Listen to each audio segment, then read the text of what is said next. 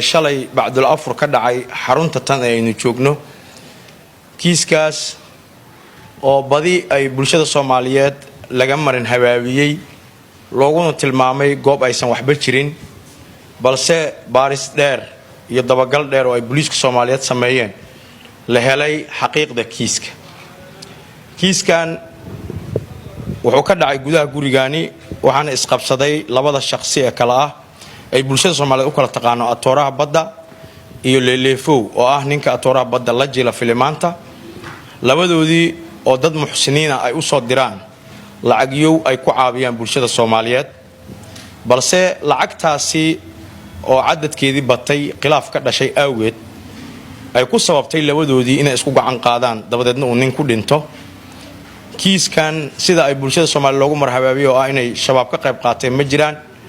gacan ku dhiiglahana wuxuu qirtay inuu dilka asaga geystay oo ay khilaaf dhaxmaray dagaal dhaxmaray min dil isku dhuftay kadib ay bistoolada soo dhax gashay dilkana uu fuliyay gacan ku dhiiglaha hadda uu booliiska gacanta ku hayo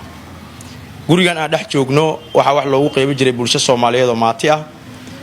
sida ku cad warbixinta uu qoray gacan ku dhiiglahana wuxuu sheegay lacag 60 iyo ka badan 60,000 iyo ka badan inay dhaxdooda taalay uu dabadeed isku khilaafeen uu marxuumku ku yiri shaqadan anaa bilaabay anaa watay anaa ogol waxay sameeyay jiray ee iga tag adiga haddaan ka tagay wixii aan kugu leeyahay xaq aysi iyo kuma siina kumbigu milid shaqada anaa qabsanay wixii hore oo inta Allah kugu anfaa dabadeedna ninkan uu gacan qaad bilaabay isqa qabsigii mindidii iyo waxay isku qabsadeen mindi kan la baxay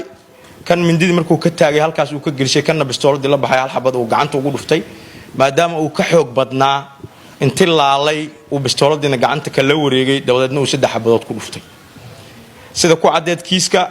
biskooladii iyo mindidii la isku dagaalay asagaana wacay booliiska Soomaaliyeed gacan ku dhiiglaha oo 199 wacay uu yiri atooraha badda la dilayna soo gaara markii booliisku ay yimaadeen intaas imaanin ka horna wuxuu dabaqada sare guriga saaray saqafka guriga ku tuuray bistooladii iyo mindidii ay isku dhufteen markuu booliiska yimidna wuxuu u sheegay in niman shabaab soo weerareen dileen asagana uu ka badbaaday arinkaas oo aan sax ahayn oo marin habaabin bulshada Soomaaliyeed uu ku sameeyay ugu dambeyntiina uu qirtay inuu dilka asaga geystay saaxiibkiisna gacantiisa ku baxay wax dhaxyaaleen ay ahayd maal adduunyo oo dhan 60,000 iyo wax jajaba la jiro marka bulshada Soomaaliyeed waxaan xaqiijinaynaa gacan ku dhiiglin in gacanta lagu hayo maxkamadda loo horgeyn doono